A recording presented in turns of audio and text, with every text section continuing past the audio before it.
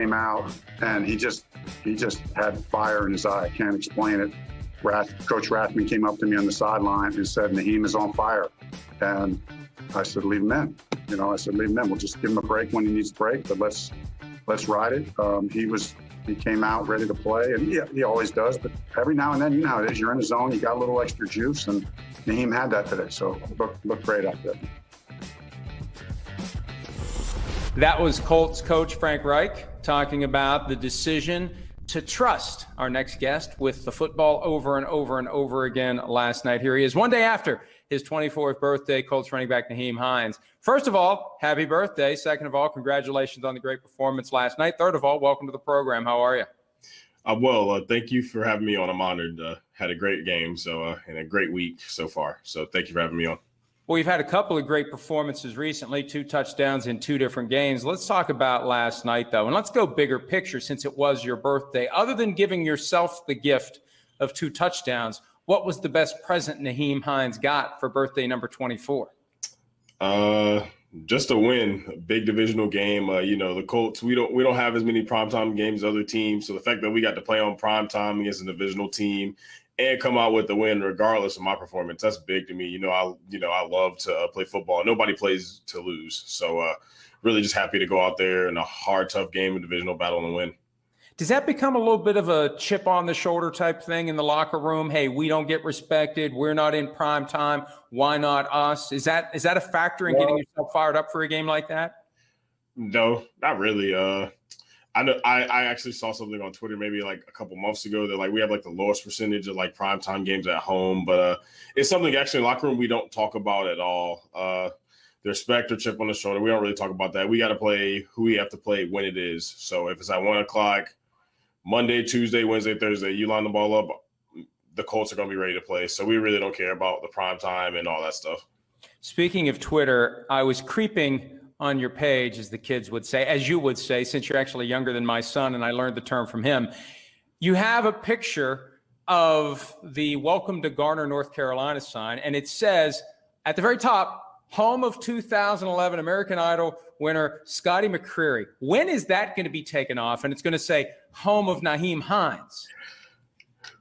First off, you did your research. I honestly, that's been my background on Twitter so long. I truthfully forgot. But no, it's Scotty's town, man. Scotty even has the Bojangles commercials, and I don't have a Bojangles to own or a commercial. So it's been great, and maybe we could split it one day. But really, I don't really care about that. I just want to go there and represent the town of Garner and make Garner proud. It was impressive that you guys were able to put a disappointing loss to the Ravens behind you so quickly, focus on a tough road game against a division rival, not let one loss become 2, as Chris Sims liked to say. What was the key in forgetting about what happened on Sunday and getting ready to go with only a few days in between games? Oh, the key's simple. We're competitors. Even on Sunday, right after the loss, Coach Frank said what he had to say. Then we start shifting gears to Thursday. It's a primetime game. First off, it's a primetime game. We know everybody's watching, and it's a divisional game. So there's not much you have to do as a competitor and a member of our team. We play the Titans every year. They know us well. We know them pretty well too. So losing to the Ravens on Sunday and then come back on Thursday it wasn't that hard. Just shifting gears. You can't let Sunday affect Thursday, especially when it's 4 days apart. We came in on Monday, we're ready to work, and I think we had a great week of preparation, and that's why we played well. And you've got this strange Titans sandwich on the schedule where it goes Titans, Packers, Titans, bang, bang, bang. Do you like seeing them again so quickly, or would you prefer to have more time in between? I think honestly our schedule is very interesting because I actually just saw the schedule today, and we have the same thing with the Texans. I think we played right after we played the Titans game, we played the Texans, then the Raiders and then the Texans again. So I'm not sure who really set up our schedule, but I thought that was very, very interesting. And I'm not really sure you can really say, how we what we could possibly have or when we could have it.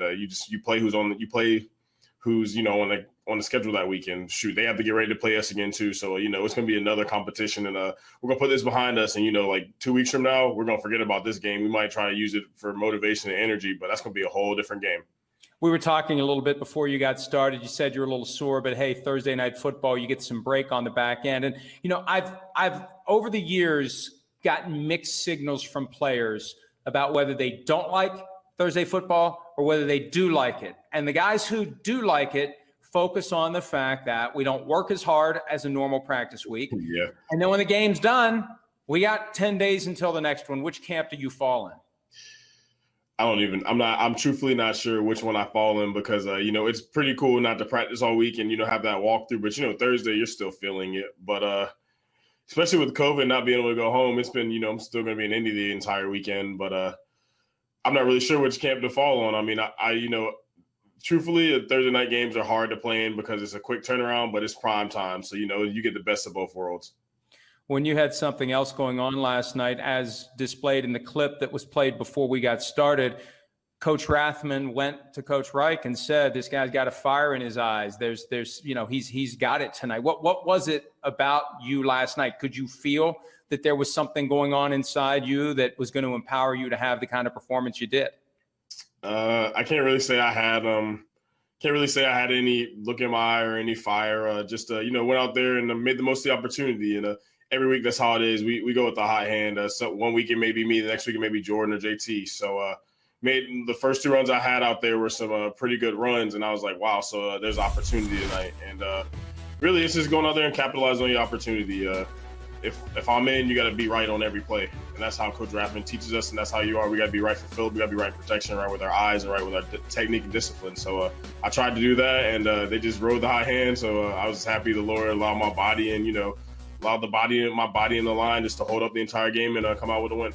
Take us inside the dynamic, because it has to be at least a little bit awkward when you've got a couple of teammates at the same position, Jonathan Taylor and Jordan Wilkins, and everybody wants the ball. And yes, you want to be a good teammate, and you understand you have your role, but you still want the ball. How do you guys balance that, staying on the same page? Your teammates, we're together, but hey, guys, I kind of want the ball. It's easy. First off, it takes a unique group of guys to even deal with something like that.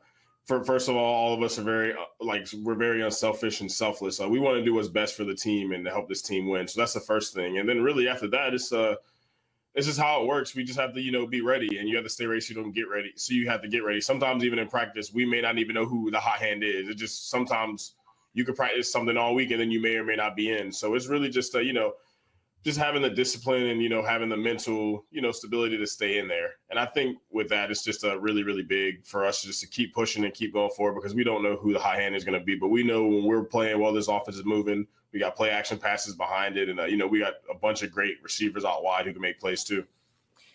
Against the Lions, you scored a couple of touchdowns, and you did some pretty impressive gymnastics moves to celebrate. I'm sure you've been asked about that more times than you care to discuss, but where does that come from, that ability, and when did you realize that you had it? I realized that probably when I was about 11 or 12 years old. I used to flip on the trampoline a lot, and a lot of flips I learned on the trampoline. I just had I had the courage to try them on the ground because I thought I had the air and the height to do it. And those tricks I've been doing for like 10 or 12 years. So they've been in my bag of tricks for a while. So, when you've had that many reps of it, you can just go out there with a helmet and just throw it and just hope you get around. So really excited. Don't know if it's going to come any more, any less. This is kind of how the high hand is with the Colts running back. It's just how you feeling that day. So last night you weren't feeling it. I was tired, and some of the touchdowns, I'm not just going to do a round off full on a 2-yard touchdown. I want to have some real explosive plays. On the Detroit Lions, I had the spin move, and it was a really good spin move, and I knew it was time. But, if I'm that close to the goal line, I'm not doing any flips where I can't not celebrate my teammates. I always want to celebrate my teammates. I don't want to be dancing on the camera and doing stuff on my teammates sitting there watching me. I want to celebrate with them. Earlier today on our morning show, Peter King said he saw some Le'Veon Bell in you. Who do you try to emulate when you play?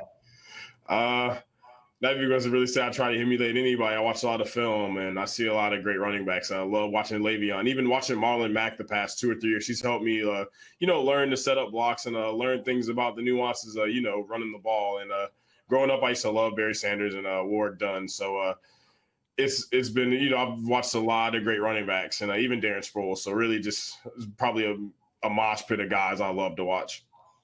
You've been with the Colts now. This is your 3rd season, 4th-round pick out of NC State in 2018. How has your game improved the most since you've been in the NFL?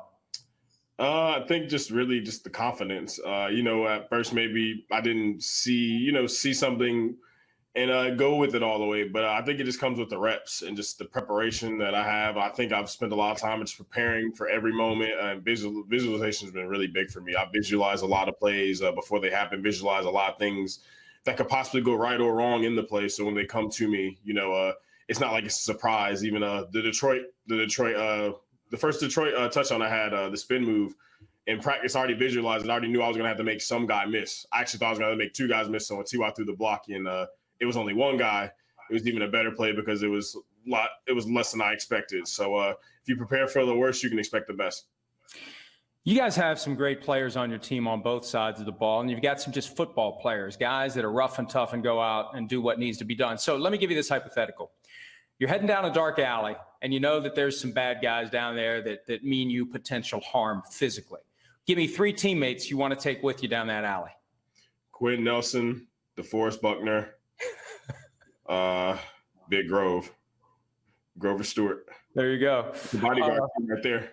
And now let me flip it around. Now, since we're having a little fun, give me one guy you've encountered from another team during your time in the NFL that you wouldn't want to encounter down that dark alley. Shoot, there's a lot of guys like Fletcher Cox, Haloti Ngata. I mean, there's a lot of great guys I played. What's the first thing that comes to mind when you think that you've got this game against the Packers, the Green Bay Packers, coming up at 4:25 Eastern, a big spot on a Sunday afternoon? What's your first thought? Aaron Rodgers. It's going to be a big stage, and I watched a lot of First Takes, so I can just think about Stephen A. Smith saying he's a bad man. And I think about the challenging opportunity. We're both playing great football. We have a great defense. They have a great offense. So something has to give. And offensively speaking, we have to go out there and, try to keep 12 off the field and, manage the clock and play a great sound game and not give them opportunities. Well, Nyheim, we congratulate you on your incredible performances so far this year. Happy birthday. All the best. Hopefully you get a little rest this weekend and get ready to go for the Packers next week. Yes, sir. And thank you for having me on. It's an honor. Hi, I'm Mike Tirico, and thanks for watching. Make sure to hit subscribe for the latest news and highlights from NBC Sports.